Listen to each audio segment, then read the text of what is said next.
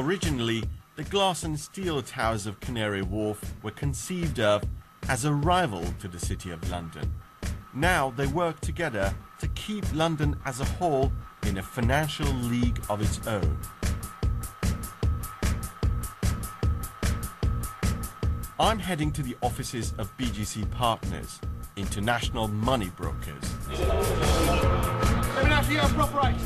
They are like a sorting office for exchanging money, big money. These guys find buyers and sellers for international currencies, negotiate the deal, typically between the global banks, and take a healthy commission for themselves. This is a very lively, dynamic, buzzing place. Is it always like this? This is quiet. When it's noisy, when we've got a real crisis on, like we had, say, 3 years ago at the time of the credit crisis, the banking group, you couldn't hear yourself think. People walked out of here with great pools of perspiration on their shirts, dripping from the end of their chin or nose. Absolute pandemonium. But these people are built up on testosterone. They love it. And the busier it is, the more volatile it is, and the more fearful it is, the better they perform.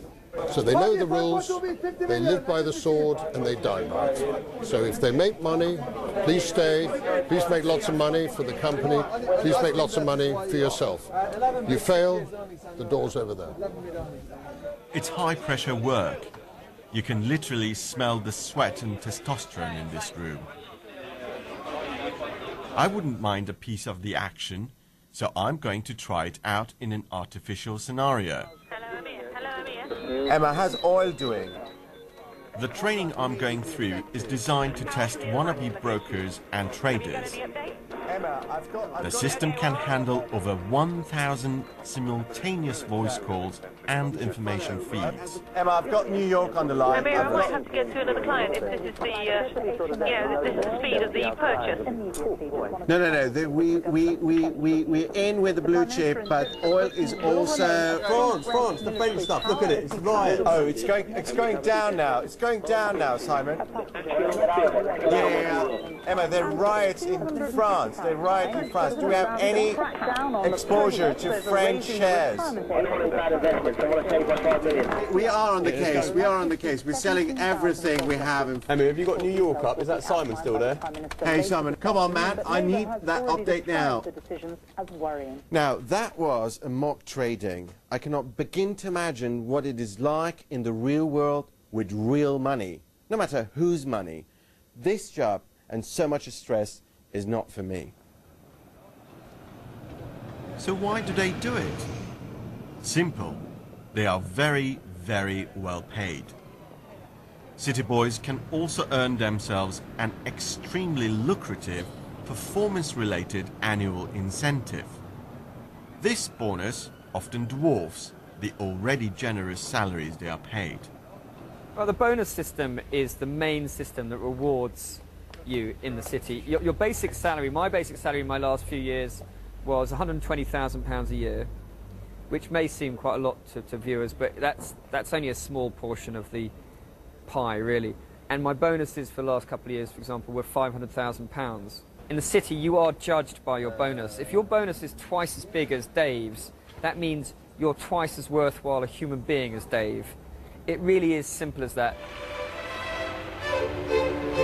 And alongside the fantastic money a career in the city offers, comes access to a world of privilege that most people can only dream of.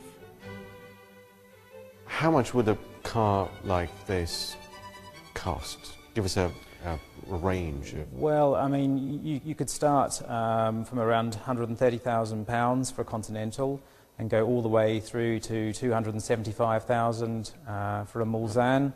And some cars you can go even higher depending on the level of specification. Who pays such a massive price tag for a car like this? It could be anyone from perhaps an investment banker, someone working in the city, working in hedge funds.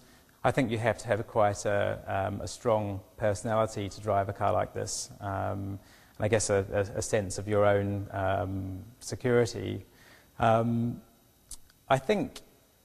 like to think that it says that that person is successful, is generous with their money, But I guess the obvious answer is they want to look great and look the part, and that's what this car delivers.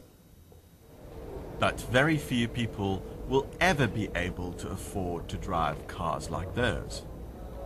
Right next to the square mile is Tower Hamlets, one of the poorest areas in Britain. Experts in the city say it's their activities that drive forward the global economy. But from these streets, that argument looks very thin. And some people have had enough.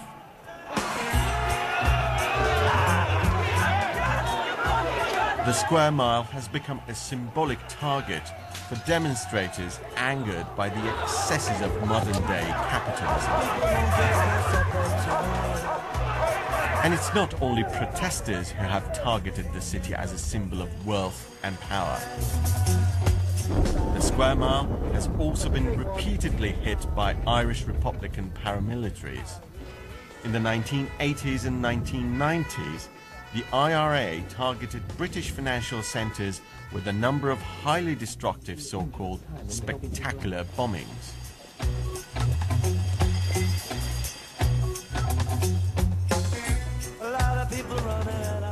But after the devastating 9/11 attacks on the financial centres of New York, the city began to make serious contingency plans for future catastrophes. Whatever happens, banks want to keep on making money uninterrupted.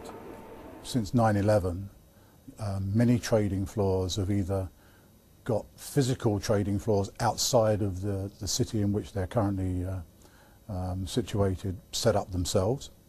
They purchase a share in a disaster recovery physical site, or what we can now offer them today is you could sit at home as a trader, log into your PC and access your trading position and from your home using your mobile phone and a laptop PC. So these backup centres, how fast can they be up and running for use? Disaster recovery centres nowadays can be up and running within seconds. We had one of our customers here in the city that invoked a disaster recovery trial period a couple of months back, where they brought 50 coaches to the front of the building, took them from the building to the airport and made them fly to Brussels. That took them several hours to physically get from one place to the other. The trading room took 5-10 seconds to set up. All we did was physically switch those lines that were in the trading floor in the city across to the other place that was in Brussels. But the city's most recent catastrophe wasn't caused by fires, riots, terrorism, or natural disasters.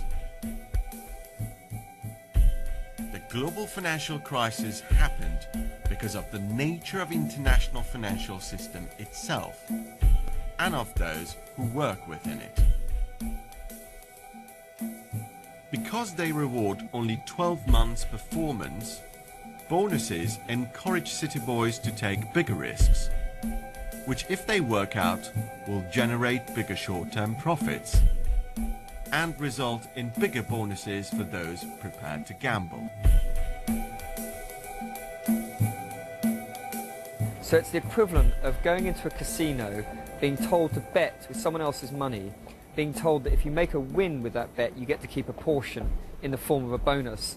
And by the way, the casino might fall down at any minute, because all our senior colleagues told us constantly that the party was going to come to an end ever since I joined. Then you've had deregulation, so there's far fewer rules, there's far less scrutiny about what people do, so they can invent complex financial products which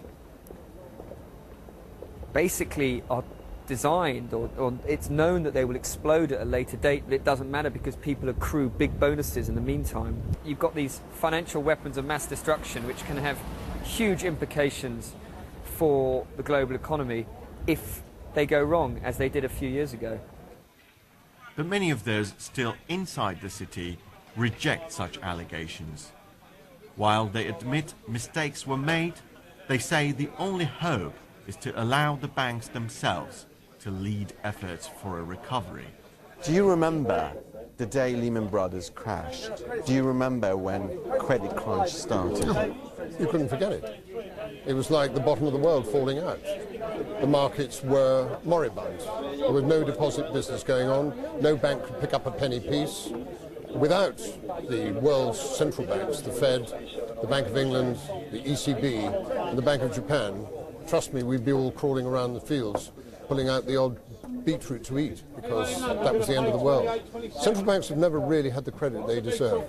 How about a cap on bonuses? Because, you know, people say the job these people do here is nothing more than legalized gambling, and they're gambling with my money. In the nicest possible way, I find that remark offensive. Capping is a no-go area. What we want is regulatory controls so that outrageous decisions aren't made, but you're not breaking up the infrastructure of the bank. Never want to hear the word cap, even though it's got one syllable, ever again in my life. So will the city change its ways? Or will arrogance, greed and short-term profit-making continue to dominate the markets? Maybe the global financial crisis has taught the square mile a lesson it will never forget. Or perhaps making money and a feeling of superiority is too deeply ingrained in the city's DNA. It's been like this for centuries, and it's never going to change.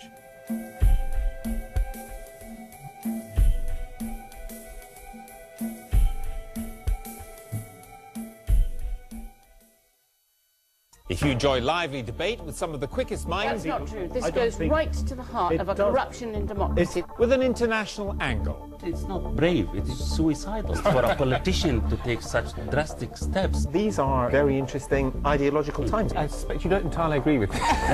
Join me, Gavin Esler, for David